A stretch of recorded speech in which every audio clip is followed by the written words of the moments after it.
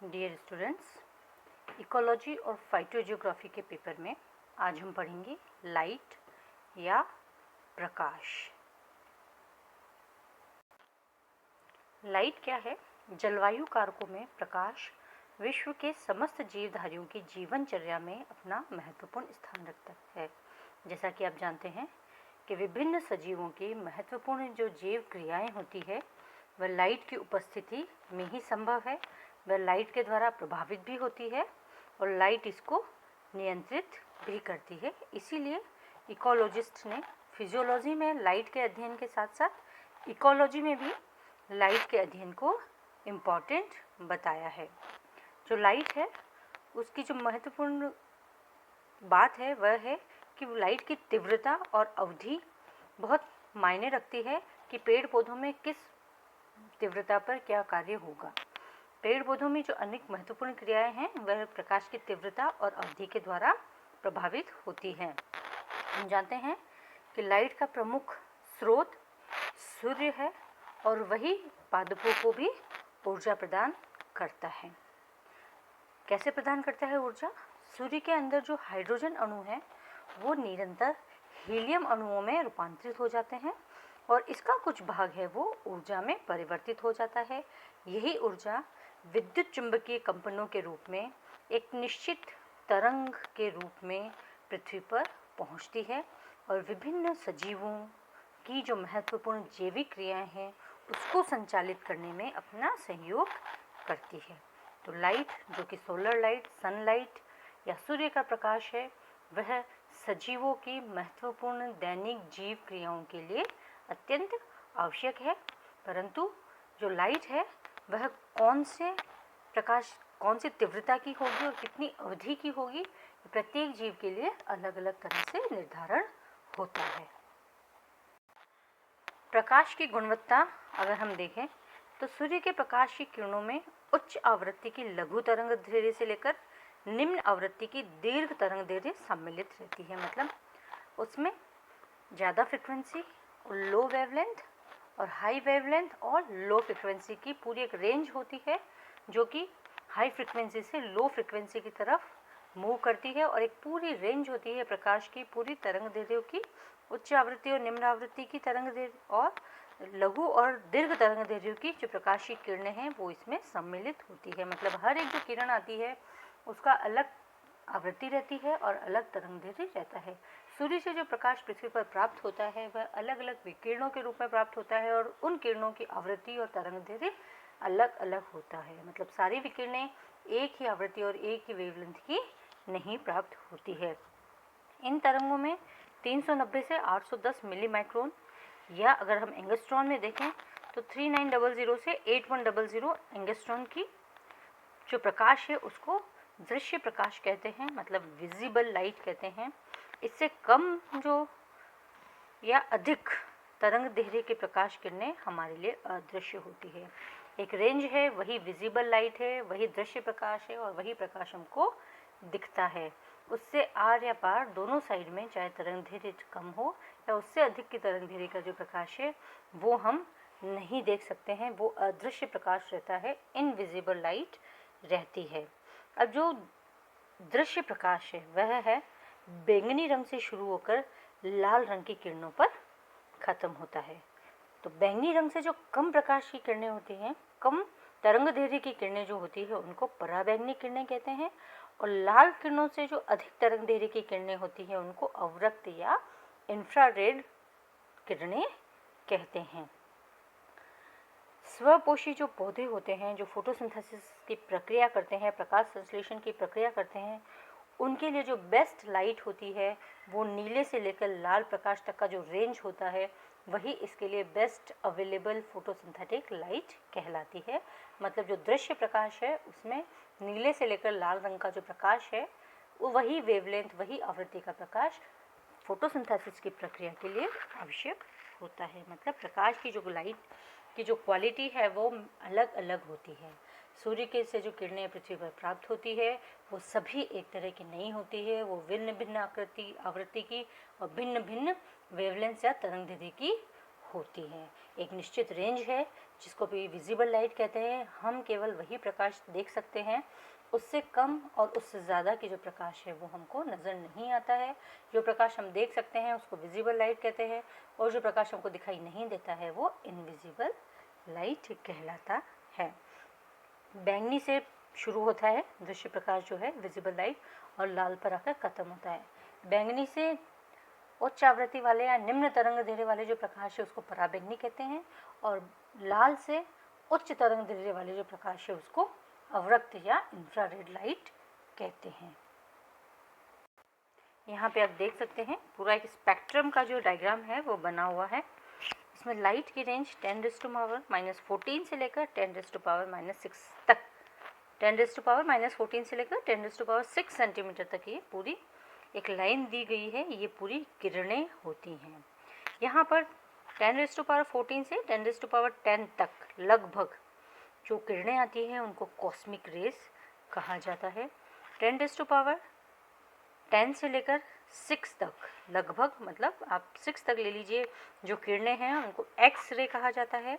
उसके बाद 10⁻6 से लेकर 10⁻, आपने मान लीजिए 5 तक जो रे है वो अल्ट्रावायलेट रे कहलाती है।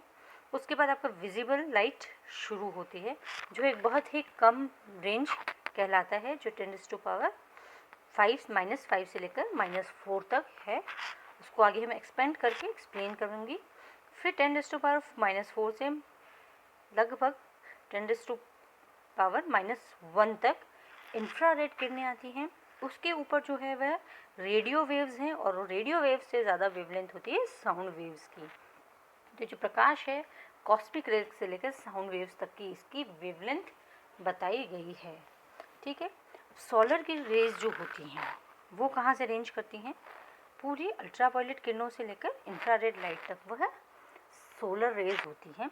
उसके अलावा जो एक्स रेज और कॉस्मिक रेज हैं वो क्या कहलाती है? गामा रेज कहलाती हैं। और इधर जो ये वेव्स कहलाती है साउंड वेव्स और रेडियो वेव्स, ये प्रकाश नहीं है। तो जो सोलर रेज है उसमें जब हम विजिबल लाइट का हिस्सा देखते हैं तो विजिबल लाइट का रेंज आता है लैम्डा 400 से लेकर 800 nm तक। लैम्डा मतलब इकाई है वेवलेंथ की, या तरंगदैर्घ्य की इकाई को लैम्डा के द्वारा दर्शाया जाता है। Lambda equals to 400 nm। यहाँ से शुरू होता है वॉयलेट कलर, फिर blue, green, yellow, orange, red, और रेड के बाद आपका शुरू आता है इंफ्रारेड लाइट। तो ये एक डायग्राम है, पूरा स्पेक्ट्रम बना हुआ है जिसमें कि विजिबल लाइट आपको नज़र आ रही है और उसका वेवलेंथ क्या है, ये है कहाँ से कहाँ तक रेंज में आता है। और इसमें आप देखिए कि ब्लू प्रकाश से लेकर रेड लाइट तक में ही फोटोसिंथेसिस की जो प्रोसेस है वो बेस्ट होती है। जैसा कि हम जानते हैं कि पादप कार्यकी में सबसे ज़्यादा इम्पॉर्टेंट जो है विजिबल लाइट है, क्योंकि प्रकाश संश्लेषण में क्लोरोफिल के सिंथेसिस से लेकर उसकी जो फोटोसिंथेसिस की प्रोसेस है सभी में इसी रेंज का जो लाइट है वह काम में आता है। केवल क्लोरोफिल वर्णक में ही सूर्य की भौतिक विकिरण ऊर्जा को अवशोषित कर इसको कार्बोहाइड्रेट्स के रूप में कन्वर्ट करने की क्षमता होती है। भी हम अच्छे से जानते हैं कि जो फोटोसिंथेसिस ही वह प्रोसेस है जिसके द्वारा सोलर रेडिएशंस को केमिकल कंपाउंड में चेंज किया जा सकता है। सूर्य की किरणों को फोटोसिंथेसिस की प्रक्रिया के द्वारा कार्बोहाइड्रेट्स में कन्वर्ट किया जाता है। और हम सब जानते हैं कि carbohydrate is important source of food for all the living beings. सारे जीवित प्राणियों के लिए कार्बोहाइड्रेट शर्करा मुख्य स्रोत होता है भोजन का। यह जो प्रकाश अवशोषित करता है क्लोरोफिल वर्णक, यह रेंज है 380 nm से लेकर 710 nm तक, 380 नैनोमीटर से लेकर 710 नैनोमीटर तक जो वेवलेंथ होती है उसके अंदर क्लोरोफिल अपना जो प्रकाश है वह एब्जॉर्ब करता है और फोटोसिंथेसिस की प्रक्रिया करता है। पौधे द्वारा जो निर्मित कार्बोहाइड्रेट्स हैं वो सौर ऊर्जा और सजीव जीवन के बीच की एकमात्र लिंक होती है। जैसा कि हम जानते हैं कि इसी के द्वारा सोलर एनर्जी को एज ए फूड कन्वर्ट किया जा सकता है। पराबैंगनी किरणें सजीवों के लिए नुकसानदायक होती है, परंतु जैसा हम जानते हैं कि इन किरणों को वायुमंडल में जो उपस्थित ओजोन परत है वो उसको अवशोषित कर लेती है। परंतु जैसे पौधे में एक एंथोसायनिन पिगमेंट होता है, तो एंथोसायनिन बनने के लिए इन किरणों की कुछ लिमिट तक इनकी आवश्यकता रहती है। इसके बाद विजिबल लाइट के बाद आती है इंफ्रारेड रेस। तो इंफ्रारेड लाइट है वो अत्यधिक ऊष्मा के कारण रासायनिक क्रियाओं को उत्तेजित कर देती है, जिसके द्वारा अगर ऊष्मा अधिक होगी तो जो सेल्स का जो वाटर है, मतलब साइटोप्लाज्म के अंदर जो वाटर कंटेंट है वो ज़्यादा एब्जॉर्ब हो जाएगा। कई एंजाइम्स की जो प्रक्रियाएं हैं वो नष्ट हो जाएगी, कोशिका का तापमान बढ़ जाएगा और कोशिका ही भी नष्ट हो जाएगी। तो इस तरह हम देखते हैं कि जो विजिबल लाइट है वही यूज़फुल है, अल्ट्रावायलेट रेज हार्मफुल होती है, उसकी बहुत स्ट्रॉन्ग इंटेंसिटी होती है, तो वह पौधे को नुकसान पहुंचाती है। एक्सेप्ट एक एक्सेप्शन है कि वह एंथोसाइनिन के निर्माण में सहायक होती है। तो इसीलिए उस भाग को ओजोन परत जो वायुमंडल में उपस्थित है, जैसा हमने पहले भी पढ़ा है, वह इसको एब्जॉर्ब या अवशोषित कर देता है।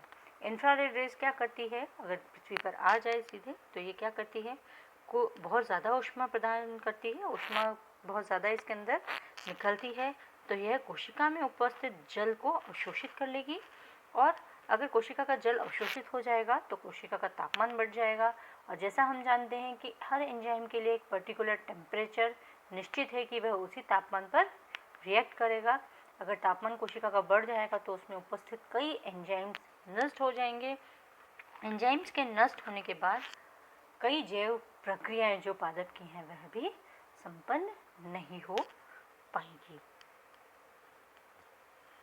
कुछ इंफ्रारेड रेज अगर आ जाती हैं तो ओजोन मंडल तो अवशोषित करता ही है, वातावरण में विद्यमान कार्बन डाइऑक्साइड और जल वाष्प भी उसको अवशोषित कर लेता है। इसीलिए अगर पराबैंगनी किरणें और इंफ्रारेड रेज अगर पृथ्वी पर आ भी जाती है तो वातावरण में ही इसका अवशोषण हो जाता है और यह यहाँ पर उपस्थित सजीवों, पेड़ पौधों व प्राणियों को कोई नुकसान नहीं पहुँचाती है। प्रकाश की उपस्थिति के द्वारा पेड़ पौधों में स्टोमेटा भी खुलते और बंद होते हैं और यह पौधों में वाष्पोत्सर्जन की दर को भी प्रभावित करता है। मतलब प्रकाश संश्लेषण के लिए पौधों में वाष्पोत्सर्जन के लिए कुछ ये जो प्रमुख जैव प्रक्रियाएं हैं पादपों की, इसके लिए लाइट और वह भी विजिबल लाइट, दृश्य प्रकाश है, उसकी अत्यंत आवश्यकता होती है। वह एक महत्वपूर्ण कारक है और पादप ही सोलर एनर्जी को केमिकल एनर्जी में कन्वर्ट करते हैं और यह क्वालिटी पादप में किस लिए होती है, क्योंकि उसके अंदर क्लोरोफिल नाम का एक वर्णक पाया जाता है। अब हम देखते हैं इंटेंसिटी ऑफ लाइट, प्रकाश की तीव्रता। तो पृथ्वी पर जो सौर विकिरणों की जो कुल 42% मात्रा है वह तो वायुमंडल द्वारा वापस परावर्तित कर दी जाती है और इसमें से जो 33% प्रकाश है, विकिरणों की जो मात्रा है वो बादलों व शेष 9% धूल के कणों द्वारा परावर्तित कर दी जाती है। मतलब जो 100% रेडिएशन जो अर्थ पर आती है, सोलर रेडिएशन, उसमें से 42% मात्रा तो वायुमंडल ही परावर्तित कर देता है और जो 33% है वह कुछ बादलों के द्वारा परावर्तित हो जाती है और कुछ धूल के कणों द्वारा परावर्तित हो जाती है। इसके अतिरिक्त 10% सौर विकिरणों का अवशोषण ओजोन परत के द्वारा होता है। इस प्रकार जो सूर्य का प्रकाश आता है, कुल मात्रा का 48% हिस्सा ही पृथ्वी पर पहुंचता है और इसमें से भी बहुत सारा भाग इसका पुनः परावर्तित हो जाता है।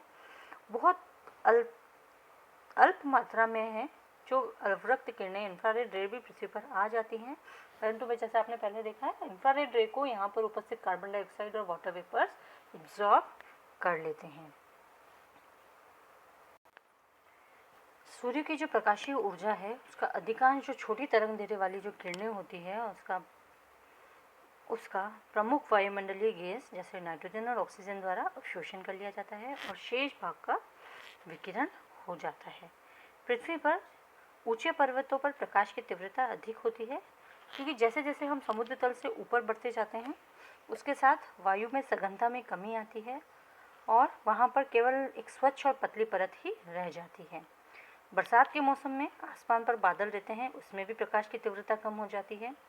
ऐसे में प्रकाश की किरणें जल की बूंदों और गैस के अणुओं से टकराकर बिखर जाती है, जिसको कि विसरित प्रकाश या आसमानी प्रकाश कहते हैं। इसके विपरीत ग्रीष्म ऋतु में क्या होता है, जब मौसम साफ रहता है तो अधिक इंटेंसिटी की लाइट धरती पर पहुंचती है, जिसको कि डायरेक्ट सनलाइट कहते हैं।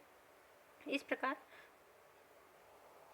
जो प्रत्यक्ष प्रकाश की तुलना में विसरित प्रकाश में सौर विकिरणों की मात्रा केवल 10 से 15% तक ही पहुंचती है।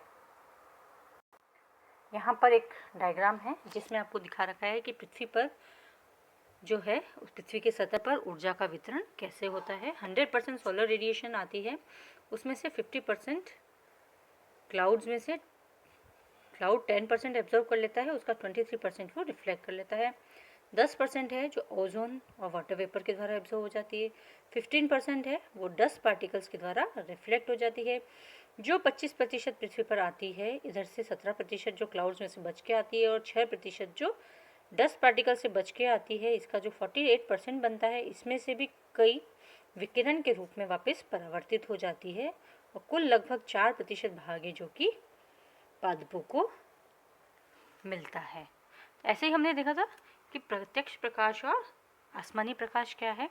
जब प्रत्यक्ष प्रकाश आता है तो उसमें सूर्य की विकिरणें तेज या इंटेंस पृथ्वी पर पहुंचती है। ऐसा जनरली ग्रीष्म ऋतु में होता है जब आसमान साफ रहता है और सूर्य की विकिरणें डायरेक्ट वायुमंडल को छीनते हुए पृथ्वी पर पहुंच जाती है। पर जब बारिश का मौसम होता है या आकाश में बादल छाए होते हैं तो प्रकाश की किरणें बादलों के द्वारा, पानी की बूंदों के द्वारा विसरित हो जाती है और उस लाइट को हम स्काई लाइट या आसमानी प्रकाश या विसरित प्रकाश कहते हैं। जब हम प्रकाश का डिस्कशन करते हैं तो कुछ स्थान जहाँ पर वायु प्रदूषण की मात्रा अधिक होती है, धूल के गुब्बारे पाए जाते हैं, आसमान में केमिकल्स पाए जाते हैं, धुएं के जो कल कारखानों और वाहनों से जो उत्पन्न धुआं है वो वातावरण में उत्सर्जित होता है, तो वहाँ पर भी प्रकाश की तीव्रता जो धरती पर आती है वो तीव्रता में कमी आ जाती है। यही नहीं, अगर वायुमंडलीय आर्द्रता और जलवाष्प की उपस्थिति हो तो भी प्रकाश की तीव्रता कम हो जाती है। तो इस प्रकार वायुमंडल में पाए जाने वाले जो जितने भी कणिकाएं हैं और जितने भी शक्तिशाली पर्दे हैं वो प्रकाश की तीव्रता का में अवरोध उत्पन्न करते हैं और तीव्रता में कमी आ जाती है। अगर हम सघन वन में प्रकाश की तीव्रता का अध्ययन करें तो ये स्पष्ट है कि वृक्षों के स्तर पर प्रकाश की तीव्रता का अधिकांश अवशोषण होता है। मतलब वहाँ पे एक स्ट्रेटा बन जाता है कि पादप जो सबसे ऊंचाई, जहाँ पर पादप की शाखाएं सबसे ऊंची शाखाओं और पत्तियों के फैलाव के द्वारा वृक्ष प्रकाश का एक आवरण बना लेता है, वही पत्तियां और वही शाखाएं सबसे ज़्यादा प्रकाश का अवशोषण कर लेती है। तो ऊंचे वृक्षों के बाद कम ऊंचाई के वृक्ष, उसके बाद झाड़ियाँ, उसके बाद क्षूप, उसके बाद सतही वनस्पति जैसे फर्न्स और ब्रायोफाइट्स और शैवाल पाए जाते हैं।